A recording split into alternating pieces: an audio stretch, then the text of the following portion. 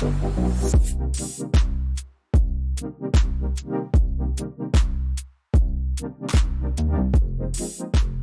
Brock Media, this is Never Told. I'm the producer, Nicole Davis. Each week, we'll be sharing an original story from a different writer, told in their own voice. This week, we're pleased to present Notes on a Breakup, written and performed by Zing Tsjeng. Zing is a journalist, editor, writer and presenter. As a presenter, Zing has helmed Spotify's Shot and Chaser podcast, the Vice World News short-form video series Empires of Dirt, Vice's award-winning sex and dating podcast My First Time, and United Zingdom, which The Guardian named as one of the best podcasts of 2020. In 2023, her 4-book series Forgotten Women, which explores the untold stories of inspiring women who have been marginalised by history, was reissued as an anthology. For TV, Zing is currently developing an original scripted drama alongside working on a new novel. I'll be back towards the end to chat with Zing about how this story was shaped and sharpened, but for now, here she is reading Notes on a Breakup. You write a script every time you get into a new relationship. And you write a script every time you get out of one. This one's mine. We meet at a house party, the kind where people fall asleep on the floor. That's where we end up, on the floor, underneath a duvet that isn't ours. He holds my hand as daylight starts to creep through the blinds. I've come to the party for a guy who spends most of the night ignoring me. So I find someone taller, blonder, whose name is... What, are you mad? I'm not getting sued over a podcast. That would just be embarrassing. Anyway, welcome everyone to my first boyfriend. Not my first boy, obviously, and not the first person I've seen naked, but my first boy. And what a boy. The first boy I practiced saying I love you to in the crook of his back while he's asleep because I'm a coward. The first boy who remembers my birthday and knows my mother's first name. The first boy who makes me realize that P&V sex doesn't have to feel like somebody's punching your vagina in and out of work. I'm in love. I buy sexy lingerie. I turn up in a trench coat and thigh highs for him. He always looks slightly terrified when I do these things because, honestly speaking, no straight man at that age actually wants a deranged, highly strung young woman meeting them outside a tube station in cheap stockings that won't stay up, frothing at the mouth because she wants them so much. They just want a girl who'll go to a Cineworld with them and let them feel her up during the trailers.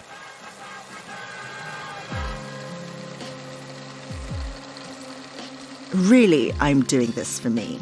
I am breathless with excitement.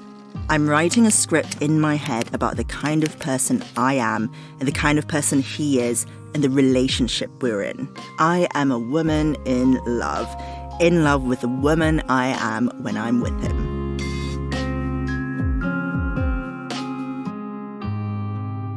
Of course, it ends. Most relationships do.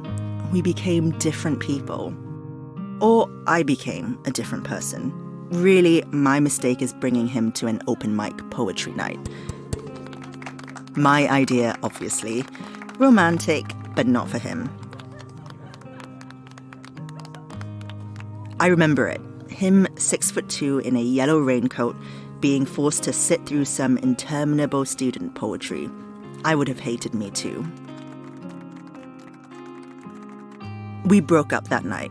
Again, my idea. Something about him in that yellow raincoat. I felt like I'd taken Paddington Bear to a sex dungeon. A few months later, we meet in a pub to clear the air, and things get clearer, perhaps a little too clearer. Has fallen for my friend. My friend who is, like me, Asian. So I tell him, magnanimously, I think, with a generosity of spirit that I definitely do not feel, that I would prefer it if they didn't get together, but that I know I've long since given up any kind of claim on what he did or who he saw. Does it matter that my friend's family is also from Hong Kong, like my mother? No, it doesn't. The same way it doesn't matter that it's an Asian friend who tells me that they've gotten together. I try to be a chill girl. I try to be aloof but broadly supportive, but when I see them together at a party, leaning against each other and laughing, something twists in my stomach that feels more like horror movie dread than jealousy. Although I'm sure there's a bit of that too. I leave that night feeling like I've just seen someone walk over my grave. Someone who looked, strangely, like me.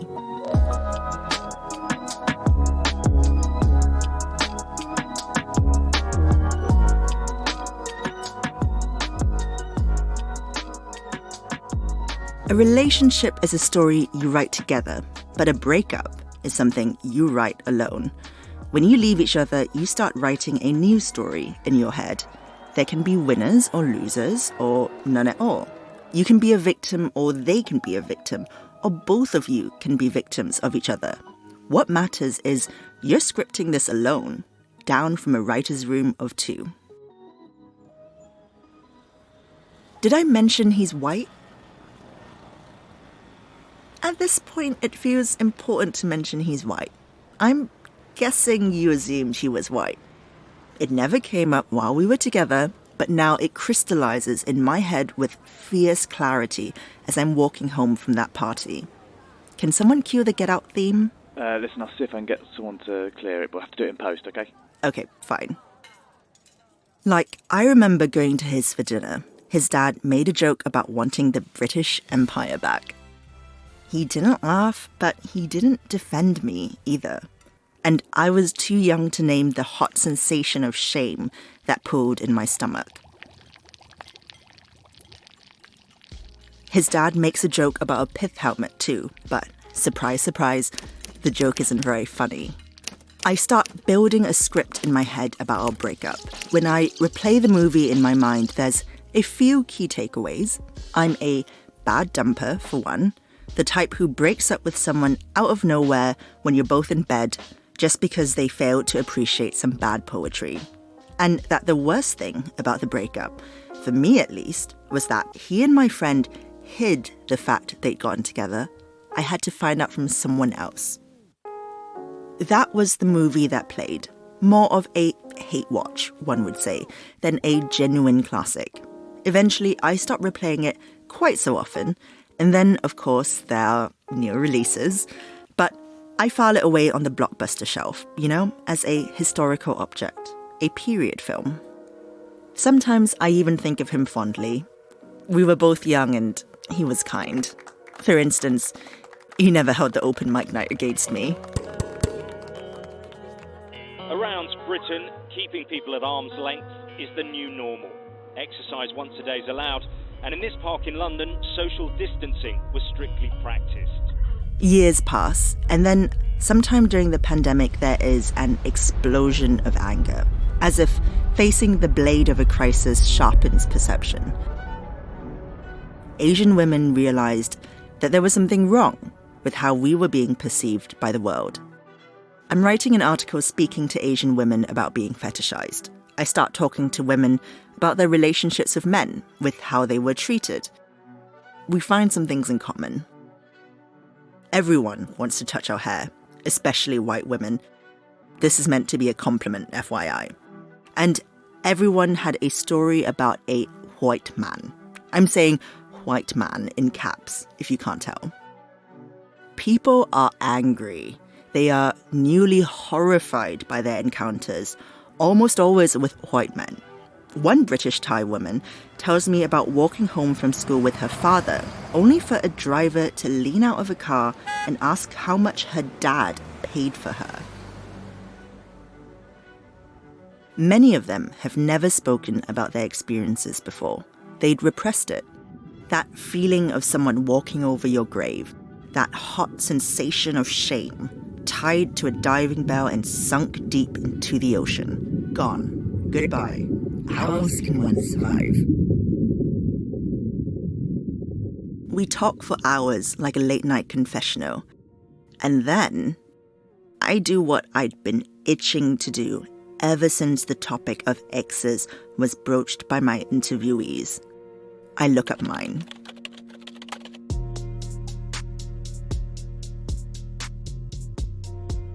You go through most of your life thinking of yourself as a unique person, each of your traits perfectly balanced to produce a rounded human being. What's jarring is suddenly realizing the world values you not based on the things you value about yourself or the skills you work hard to acquire. Oh no, but the things you have no control over. The shape of your eyes, the place of your birth, the color of your skin. Anyway, this is a long-winded way of saying, is married to an Asian woman. No, it isn't me, and it isn't my friend. It's some other, also Asian woman. Now can we cue the Get Out theme? I'll do what I can. Can't promise anything. Close enough. I'm not a statistician, obviously, but the odds of meeting and marrying an Asian woman after dating 2 other Asian women are not terribly high.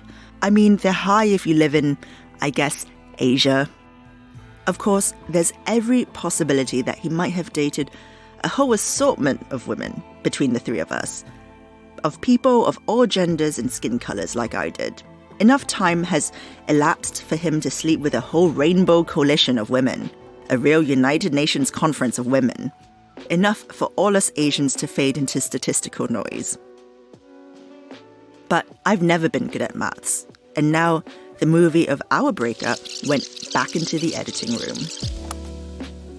Maybe it's like owning a pet, you know? You grow up with golden retrievers, your whole family loves golden retrievers, and then you find it downright fucking impossible to own anything but golden retrievers. But there I go, calling myself a bitch. I was angry and hurt, just like how I felt when I found out he was dating my friend. But another kind of hurt, one that felt personal, yes, but also political somehow. Suddenly, he's the white ex, that white guy. All too easy to see our relationship now unfolding along completely racial lines. Maybe he's always had a thing for Asian women. Maybe he just never told me, the way he never spoke up to challenge his father at the dinner table. Maybe whenever I introduced him to any of my Asian friends, he was scoping them out, filing them away in the back of his head. Maybe I was just another Asian face in his mental box of exes. Maybe he sits on his bed and drinks whole glasses of white milk like Rose from Get Out. Do we have clearance to play the theme now? Listen, it's not looking good. Okay, no, never mind. Now I'm part of a different storyline, a movie that I haven't consented to be in. The wronged Asian woman and the deceptive white man. Another cliche, just of a different flavor. A bitter soup I swim in for days afterwards. All these years I thought I was in conversation with him, but turns out I was in conversation with all these other Asian women. And our dance floor is crowded. The lights have come up. Nobody wants to make eye contact. Sorry, ladies, everyone out. But hadn't I fallen in love with his hair, the way he freckled in the sun? Or did race have nothing to do with that? If he'd been born into a different body, would we still have found each other and liked the same things about each other, even if it was just for a moment in time?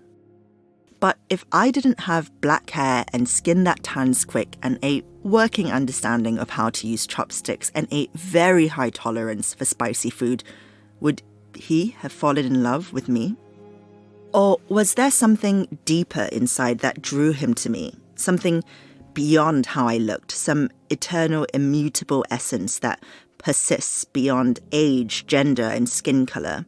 Or was it all tangled up with each other in the way fetishes are, where some people see a divine object and others just see some dusty anthropological artifact? If he was expecting an obedient Asian woman, I would have come as a surprise. If he expected me to educate him about my culture, I must have missed the memo. When we visited my parents' hometown, I took him to a shopping mall. Does that count? I'll never know the answers to those questions. We lost touch years ago. And I need to believe that our relationship wasn't determined by race. In the same way, nobody wants their relationship to be determined by anything that isn't love. But maybe that's delusional. Maybe that's simply the kind of person I want to be. Maybe the narrative I imposed on this relationship isn't right, and all this time it's been straining, splitting at the seams, and I just wasn't smart enough to notice. Sometimes you are simply not in control of what others make of you. All you can control is what you make of them. Did I want him to be the white man? Did I want to retrospectively introduce a paranoid reading of our relationship, like a critic who goes back to snip, snip, snip away at an original review? This is what I've learned from decades of relationships. You think you're writing your story together, but sometimes you can be on a totally different page. You close the book and it wasn't the one you started out writing. You read a story back and the meaning has shifted dramatically. You are not the protagonist you thought you were, and the characters have shuffled around behind your back. I'm trying to think about how to express the anger I heard from so many Asian women, and I think it was that sense of being tricked that came out the loudest, that we'd been sold an image of ourselves, and to varying degrees either ignored or attempted to live up to it, but in any case had our lives defined by it, only to have that image used against us in the most intimate settings, like buying a ticket to a stand-up show, only to realize the joke is on you.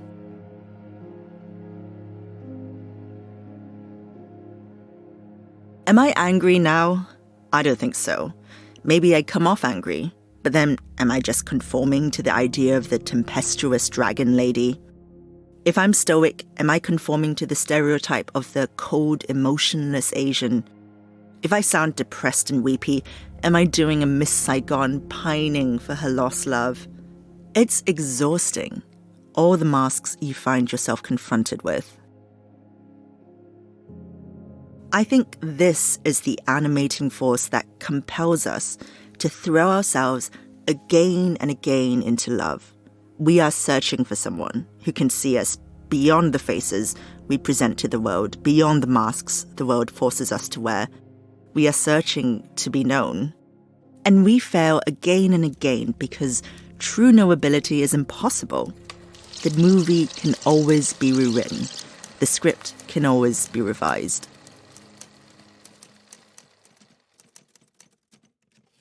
Hi, Zing. Hi. Thank you so much for that story. It was, very brilliant, very pointed. I loved it. I'm going to start off by asking you the question that we're opening the debrief interview with for all of our writers. And that's the fact that each of our writers were given the same provocation, this idea of tell us something that you've never told anyone before. What was your initial response to that? Did this story immediately come to you? Pretty quickly, actually, because I'd written a lot about anti-Asian racism and Asian women being fetishized. The article I talk about in the episode is actually one that I wrote for Refinery 29, if anybody wants to check it out. But I'd never really talked openly or publicly about the relationship that I'd been in before that really kind of sprung to mind when I started interviewing all these women for the article. So that was kind of exciting to kind of figure out, how do you actually write about an experience like that? But yeah, without making it sound like a poison pen letter. Yeah, let's talk about that, how you struck that tone of obviously wanting to convey the rage that you felt, but not just having it be a rant or something that felt indulgent. I think actually probably the first draft did feel like a rant because there was quite a lot of stuff I wanted to get off my chest. But then after a while, in the redraft process, I started thinking about, what is the narrative here? And I started to actually not so much be the protagonist of that story, but actually to think about, all those years ago, what kind of person was I? Or what is the kind of person who'd be in a relationship like that where she kind of lies to herself for quite a while about the nature of that relationship and what it means. And then that kind of really helped me incorporate a lot of distance into it to kind of figure out, what is the narrative here? How do you build the momentum towards the reveal that, actually she's one in a string of Asian women? Yeah, absolutely. I think it really works well to kind of have it later and almost have the rug pulled under our feet just as it was for you. I want to talk about that line where it sort of crystallized with a fierce clarity. And I think you can have a crystallization, but it doesn't mean you're necessarily comfortable returning to that place or writing about it.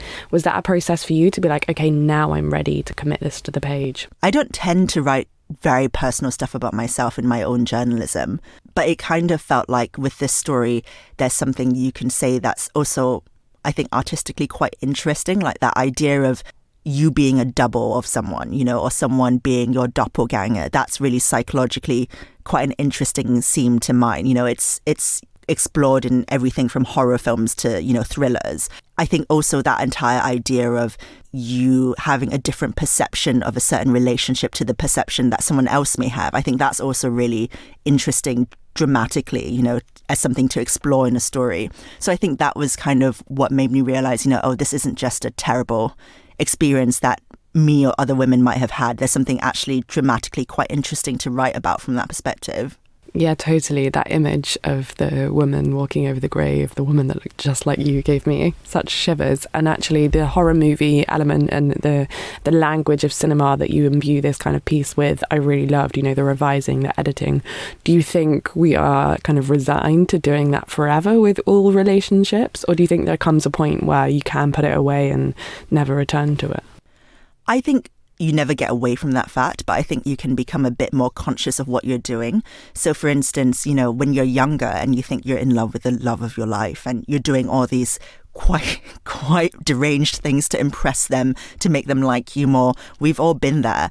And it's not even necessarily that we're doing it for them, we're doing it because it conforms to some idea of what we think romance should look like. And I think, you know, as a young woman, you're especially kind of prone to those kind of flights of fancy because you've been fed so much nonsense about what relationships should look like, especially if you're in a relationship with a cis straight man. So I kind of think there's no really getting away from that script, but what you can do is be a bit more conscious of it as time goes on and you start to challenge it in different subtle ways. You know, you don't put up with relationships and you start to have a bit more clarity about, you know, when a relationship is something you're literally building just in your head that bears no resemblance to the actual reality of it, and you find yourself better able to walk away from things that aren't working out. Yeah, exactly. It's like that thing of discovering boundaries, and it's only then that you realise how like non-boundaried you were in certain relationships. Yeah. I want to return to the rage that pulses throughout this essay, and as you say, it doesn't feel like you feel that anymore, but I'm wondering how it manifested when you first started to feel it and whether it's taken a different form. It's funny because I think the anger was always there. I think a little bit of me always knew something was really messed up with the fact that he'd gone out with my then friend. But I think it was only over recent years that I allowed myself to feel the full force of it and to understand what it meant in the full context of Asian women being treated in certain ways by society and definitely in relationships.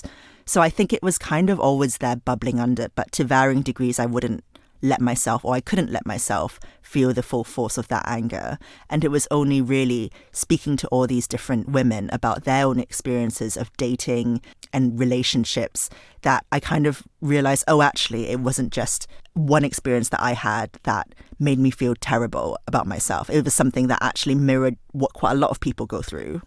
Was it liberating or useful to let yourself feel the full force of that anger? I think it was actually politically useful in that it made me realize, you know, there's that old phrase, the personal is political, but actually I understood that phrase for the first time when I started looking back on, you know, like my dating history after speaking to all these different women and realizing just how common all of our experiences were. And what was the experience of reading it aloud like? It was actually fun. I think the thing that I found challenging about it was inserting enough distance between myself and the story that I was telling. You know, so it didn't feel like, you know, you're wrenching yourself open in some way. And actually talking it aloud inserted even more distance into it because all of a sudden I'm not myself, I'm playing sort of a character really. I'm like heightening it for the listener. Yeah, there was a real archness or wryness to the delivery, which I think helped with that.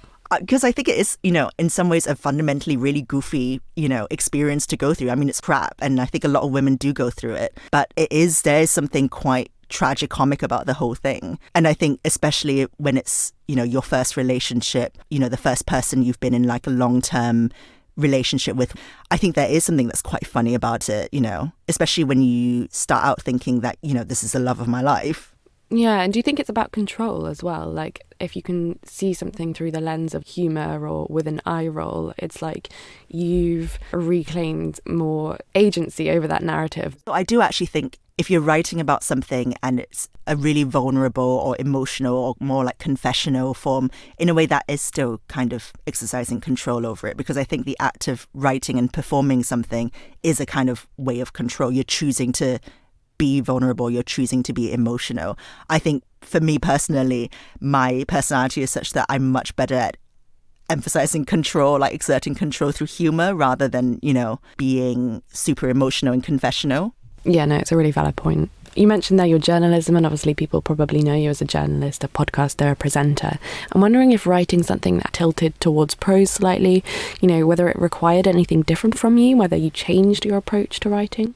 I think with journalism, there's always a sense that an article has to create an argument.